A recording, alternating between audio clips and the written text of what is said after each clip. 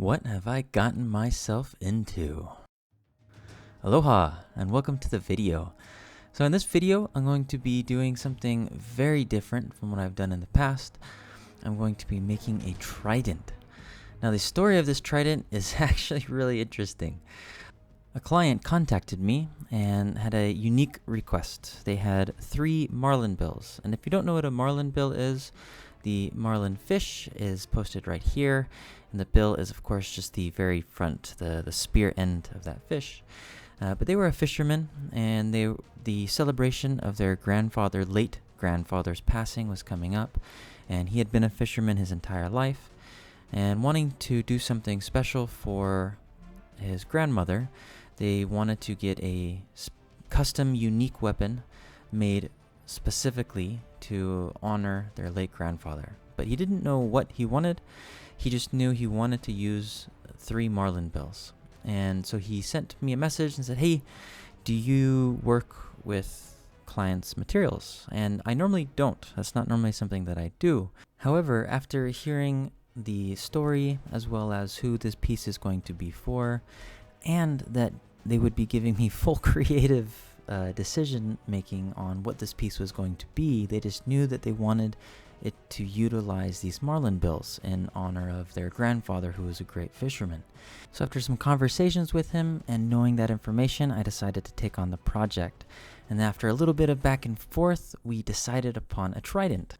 Now for the specific design of the trident, he had no idea what he wanted. He just thought that sounded great and left me on my own to build a concoction of my own design.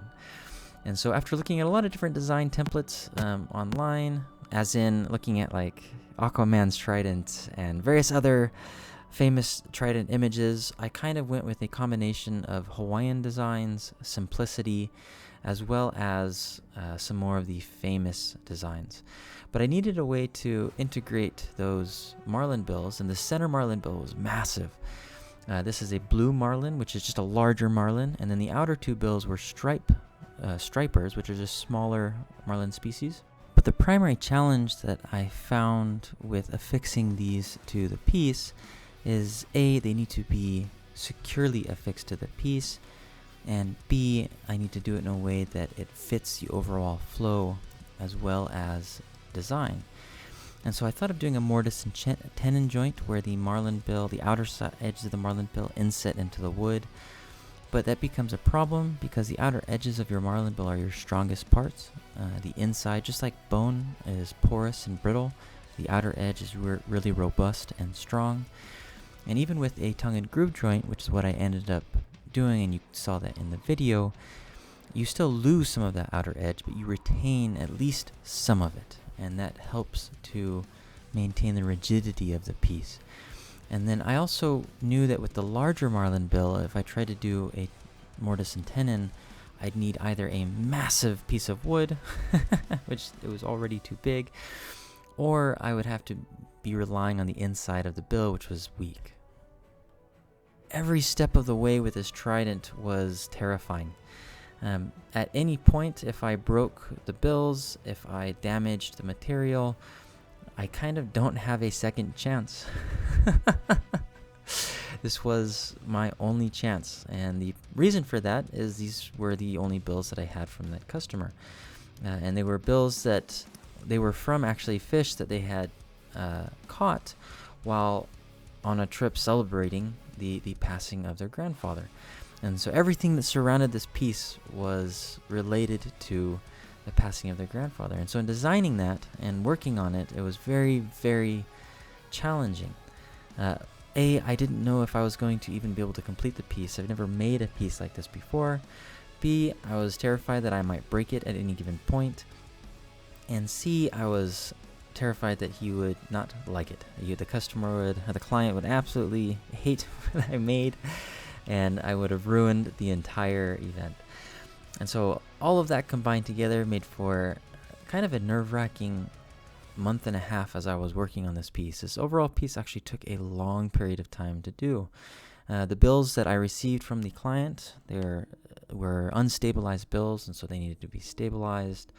Obviously, I needed to glue the pieces together. I needed to template it. And on top of that, I also contacted another artist that would be providing an inset that would be in the shape of a marlin. And the inset itself was going to be a mother of pearl, hand-carved mother of pearl marlin inset. And so the entire design and layout of the piece was to accentuate the bill as well as that custom carved marlin. As of this point in time in the build, I had gotten the teeth affixed to the Marlin bills. Now these are tiger shark teeth, and so I have a row on the outer side and a row down the center. The tiger shark teeth are meant to act as the barbs. So if you've ever seen a picture of, say, Poseidon's trident, it has barbs on the edges, and that's what these teeth are going to be used for. But putting in the teeth was a little bit of a challenge for me, just because I didn't have a clean way of accessing that center bill in order to cut in that groove. And so I was a little bit worried that I wasn't even going to be able to get them in there.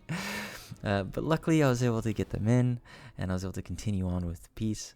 The next steps that I have on here is just going to be affixing the teeth using lashing. And so I'm drilling holes in the bill, and then I'm going to be drilling holes in the teeth. While drilling the holes in the bill, just because the overall trident was so large, I didn't really have a clean place to support it. And so you can see me holding it there with pretty much all of my strength. What I'm trying to do is prevent myself from snapping those bills. I was the entire time, every step of the way, I was just terrified of breaking these bills. Now, depending on how they break, I can fix them, but I would prefer them not break and it just is a solid, stable piece. But so far, everything was working great, and I was actually getting really excited with the overall design, layout, and look of how it was coming together. Now, because I used two different pieces of koa wood, the darker grain koa, which is what's connected to those outer two bills, is a really heavy curl, and then the inner grain, or the main body of the piece, is a two-tone. It's got a light grain and a darker grain koa. What causes that is when you have edge wood and heartwood, so wood that's closer to the bark and then wood that's closer towards the center rings. And so I knew it was just going to have a large amount of contrast throughout the entire piece. And so I was extremely excited to oil it up and kind of get my first preview of what it was going to look like. Now this piece was huge. The total height ended up being somewhere around 6.5 to 7 feet. And so it's just a monster of a piece. I think it is the largest piece I have ever made. Height ways as well as weight. It actually was a little bit heavy as the hardwood, and then the marlin bills themselves were heavy. And then for the body of the spearhead, or the trident head, I went ahead with a lashing, crossover lashing. Now this is a fairly simple lashing. You just cross over as you make each pass, and what that results in is when you look at the lash closely, it looks like it's almost braided together. And so the lashing does add some structural stability, but it's primarily for, in this case, just aesthetic appeal. Now, one of the last steps here is to put in this inset. On the lower left is the artist's name and handle that created this piece. This is a pearl. It's a mother of pearl carved in the shape of a marlin bill, which is absolutely amazing. Completely astonishing work that he did on this piece. But it's a very complex design. And so the challenge for me was going to be cutting this piece into the koa wood. Obviously, I could have glued it to the surface, but that would look tacky and cheap. And with the amount of time and effort that I'd spent already on this piece, it needed to be an inset. And the difference between an inset and an inlay is flush. An inset is put into the wood, but it protrudes just a little bit. And so cutting in that inset, I knew was going to be just an absolute challenge, just because of the complexity of that design. And so I was very nervous about screwing it up. And so what I did is I just marked out with a very fine pencil. I sharpened a pencil, marked out the outer edges of that, and then just slowly went back and forth between a razor blade, marking knife, and my chisel set to remove that material and try to get as clean of an inset as I could. Now there's probably a whole bunch of different ways I could have done this, but based off the tools and the equipment that I had on hand, that is what I worked with. If I had a CNC, that'd probably help, but I don't. So to affix this inset into the piece, I am using some epoxy mixed with wood shavings. That'll help kind of clean up any gaps that were there, because it's not a perfect inset, although it was pretty close. I did want to be careful though, because you can see as of this point it's almost a completely finished piece, and so I wanted to reduce the amount of spillover with the epoxy that I had, so I didn't have that cleanup, but at the same time get it ready for finishing.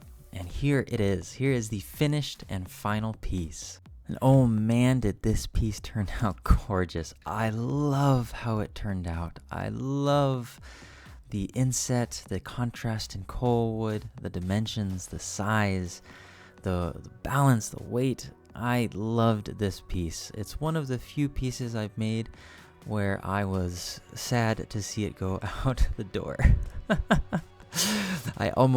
A part of me almost wanted the customer to hate it and I'd get to keep it. But they didn't. I sent them photos of it. They were absolutely excited for it. So I got it packaged up and shipped out and sent out to them, and it got to them just in time for their celebration. It was an absolutely wonderful piece. I had a ton of fun working on it. Now, I did actually test with this. For those of you that have followed me, you know that I like to make functional art. I don't just make art. And so a lot of the Hawaiian style and Polynesian style weapons that I make, I do some form of testing with. Now, with this piece specifically, I wanted to be extremely careful with my testing. I did not want to risk breaking it. And so the only testing I did was a few jabs, just stabbing it into some ballistics gel, and it worked absolutely beautifully. It was just a monster of the piece. And it doesn't surprise me too much that it worked so well. It's a lot of weight being concentrated onto a fine point. So this is definitely some functional art. But this was definitely one of my favorite pieces. I loved working on it. It was an enormous challenge, and I was grateful for the opportunity I got to work on it.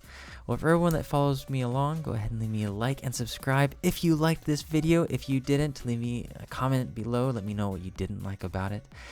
But I had a ton of fun. This was an enormous task, and it turned out absolutely gorgeous. At least I think it did. Well, mahalo nui and aloha, and I'll see you next time.